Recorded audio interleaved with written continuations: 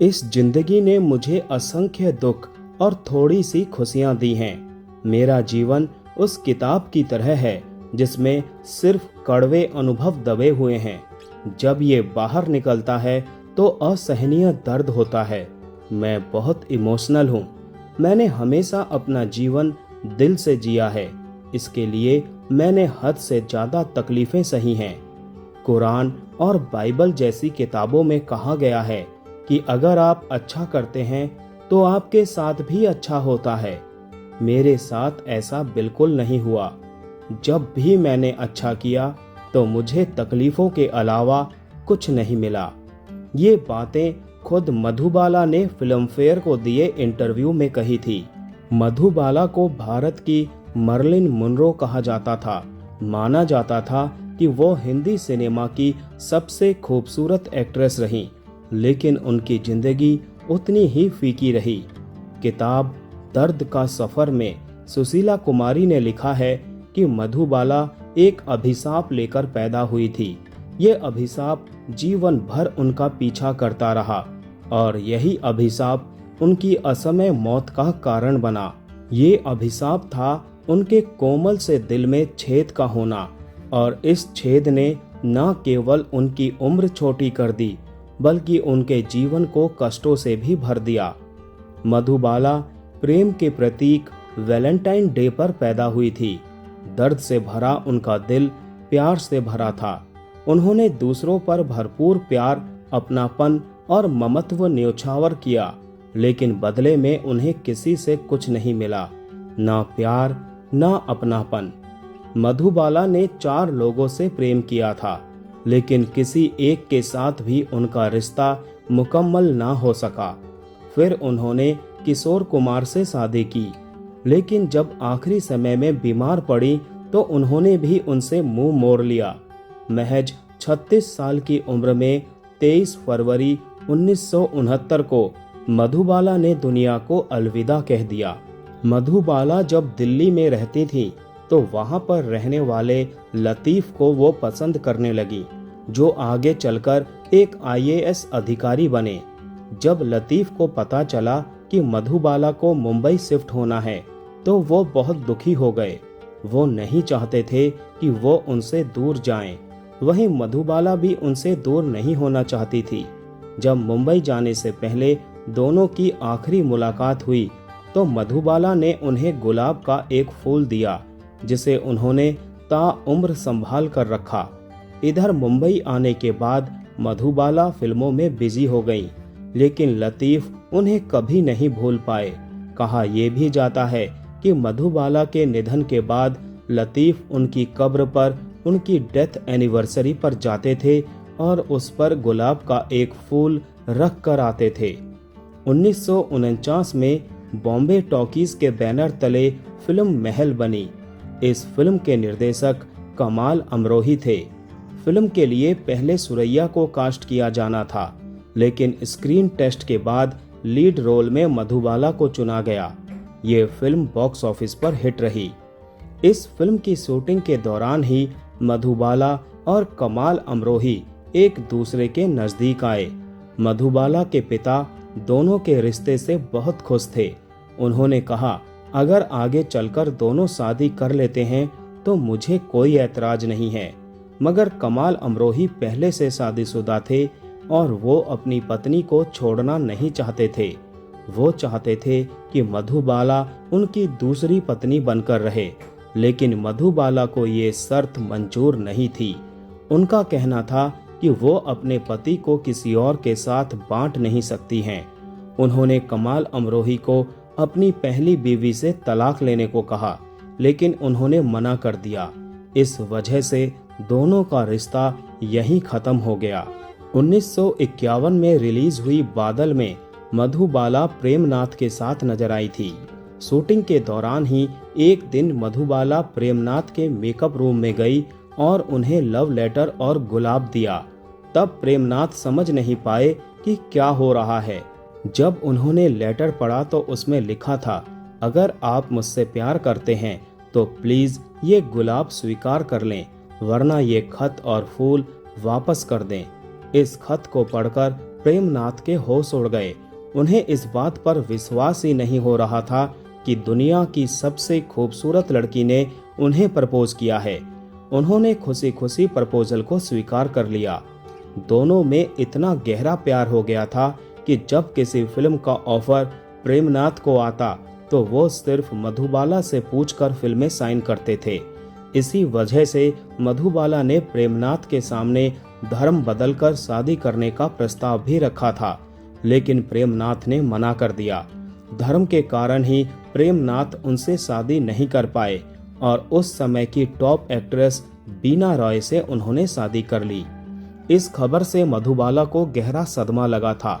उन्होंने प्रेमनाथ से भी कह दिया, तुमने मेरा प्यार ठुकराया है, तुम भी प्यार को तरसोगे। आखिरकार हुआ भी वही। प्रेमनाथ और बीना राय की शादीशुदा जिंदगी कुछ खास अच्छी नहीं रही। बाद में उन्होंने शराब पीना शुरू कर दिया था। जब ये बात मधुबाला को पता चली तो उन्होंने प्रेमनाथ को कसम दी कि वो शराब ना पिए। साथ ही ये भी कहा कि शराब पीने से अच्छा है कि वो उनका खून पी जाएं। मधुबाला की ये बात प्रेमनाथ के दिल को छू गई।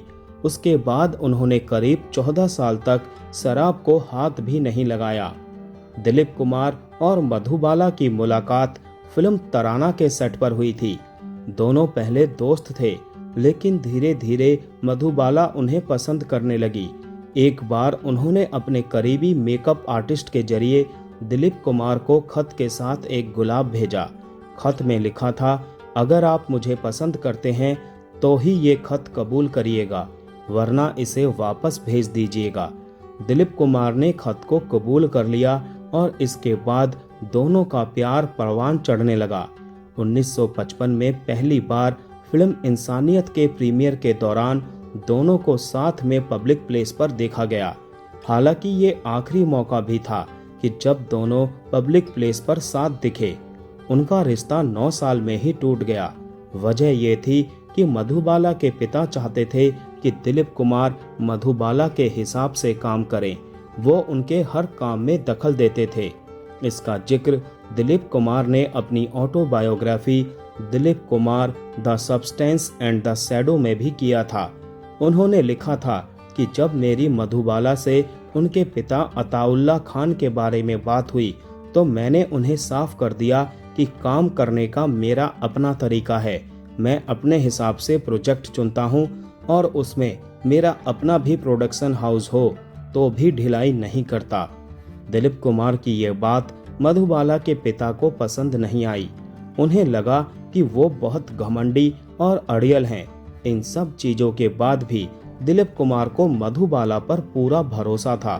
दिलीप कुमार ने अपनी बहन के हाथ उनके घर पर शादी का रिश्ता भी भिजवाया था, लेकिन मधुबाला के पिता ने इसे ठुकरा दिया था।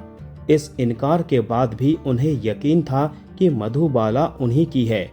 एक दिन दिलीप कुमार ने उनसे कहा कि चलो शादी कर लेते हैं, तो वो रोने लगी। मधुबाला भी पिता की कोई बात टालती नहीं थी। इस पर दिलीप कुमार ने कहा, अगर आज तुम नहीं चली तो मैं तुम्हारे पास लौटकर कभी नहीं आऊँगा, कभी भी नहीं आऊँगा। इसके बाद सच में वो मधुबाला के पास कभी नहीं लौटे। फिल्म मुगले आजम में अनारकली और सलीम की जोड़ी में दिलीप कुमार और मधुबाला को बहुत पसंद किया गया था, मगर शूटिंग के दौरान दोनों एक दूसरे से बिल्कुल भी बात नहीं करते थे। फिल्म साकी में मधुबाला को नृत्य सम्राट पंडित गोपी कृष्ण ने डांस सिखाया था। मधुबाला से उन्हें इश्क नहीं था, लेकिन वो भी उनकी खूबसूरती के दीवाने हो गए थे। एक बार सेट पर शूटिंग खत्म होने के बाद मधुबाला ने उन्हें नाश्ता ऑफर किया। वो उनके इस ऑफर से इतना खुश हुए कि साथ में खाने के लिए राजी हो गए। उन्होंने ये भी जानने की कोशिश नहीं की कि नाश्ते में क्या है। दोनों टेबल के आमने सामने बैठ गए और बातें करते हुए नाश्ता करने लगे। इस दौरान गोपी कृष्ण मधुबाला को एक टक निहारते रहे और बिना खाने की ओर देखे ही खाते रहे। वो नाश्ता नॉन वेजिटेरियन था, लेकिन गोपी कृष्ण को इस बात का जरा भी एहसास नहीं हुआ। बाद में जब ये बात उन्हें पता चली कि वो नाश्ते में चिकन मटन खा चुके हैं तो वो बहुत परेशान हुए। मधुबाला को भी इस बात का मलाल रहा क्योंकि पंडित गोपी कृष्ण वेजिटेरियन थे। पेंगुइन इंडिया की किताब Bollywood top 20 superstars of India में राज कपूर ने बताया था कि शिवसेना के संस्थापक बाल ठाकरे ने एक बार जब शूटिंग के दौरान मधुबाला को देखा था तो वो उनकी खूबसूरती से इस कदर प्रभावित हुए कि उन्होंने कहा, आज तो मेरा दिन बन गया। 1960 में रिलीज हुई फिल्म मुगले आजम की शूटिंग के लिए जब शीश महल का सेट बनाया गया था तो कई लोग शूटिंग देखने पहुंचे थे। इनमें चीन के तत्कालीन प्रधानमंत्री चाओ एन लाई भी थे, जो खास तौर पर मधुबाला का डांस देखने के लिए सेट पर पहुंचे थे। मुंबई के वर्ली सी फेस में भुट्टो परिवार की कोठी हुआ करती थी। 1954 से 1958 तक पाकिस्तान के पूर्व प्रधानमंत्री जुल्फिकार अली भुट्टो यहाँ रहे थे, जबकि उनका पूरा परिवार पाकिस्तान में रहता था।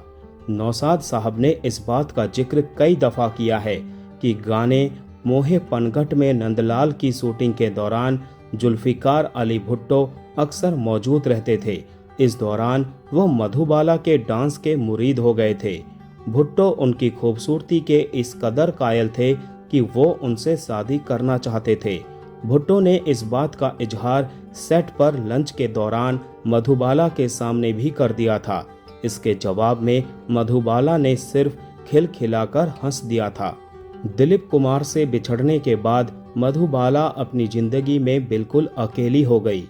इधर दिल की बीमारी की वजह से शूटिंग के दौरान उन्हें खून की उल्टियां होती थी, लेकिन उन्होंने इन चीजों पर गौर नहीं किया। इसी वक्त उनकी मुलाकात हरफन मौला इंसान किशोर कुमार से हुई। उनको एक बार फिर से जिंदगी जीने और खुश रहने की वजह मिल गई। 1960 में मधुबाला ने किशोर कुमार से शादी कर ली। किशोर कुमार को उनकी बीमारी की जानकारी थी, लेकिन उन्होंने इस बात को बहुत गंभीरता से नहीं लिया। शादी के बाद वो मधुबाला को लेकर लंदन गए, जहां पता चला कि वो सिर्फ 2 साल ही जीवित रह पाएंगी।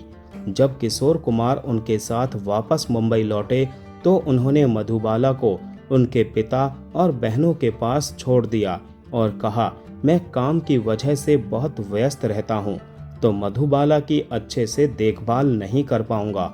इसके बाद वो मधुबाला से मिलने आते थे, लेकिन 3-4 महीनों में एक बार ही। जब मधुबाला को अपने पति की जरूरत सबसे ज्यादा थी तब वो उनके पास नहीं थे। मधुबाला की हालत दिन ब दिन खराब हो रही थी। उनके शरीर में अधिक खून बनता था, जिस वजह से वो नाक और मुंह से बाहर निकलता था। घर पर डॉक्टर शरीर से खून निकालते थे। उन्हें फेफड़ों की बीमारी भी थी। इस वजह से उन्हें हर 4-5 घंटे में ऑक्सीजन देनी पड़ती थी। मधुबाला लंबे समय तक बिस्तर पर रही थी। शरीर में सिर्फ हड्डियां ही बची थी। खुद को देखकर वो हमेशा रोती थी और कहती थी, मुझे जिंदा रहना है, मरना नहीं है। इस वजह से वो मेकअप करके रहा करती थी ताकि उन्हें लगे कि वो ठीक है। आखिरकार बीमारी की वजह से मधुबाला का 23 फरवरी 1969 को महज 36 साल की उम्र में ही निधन हो गया।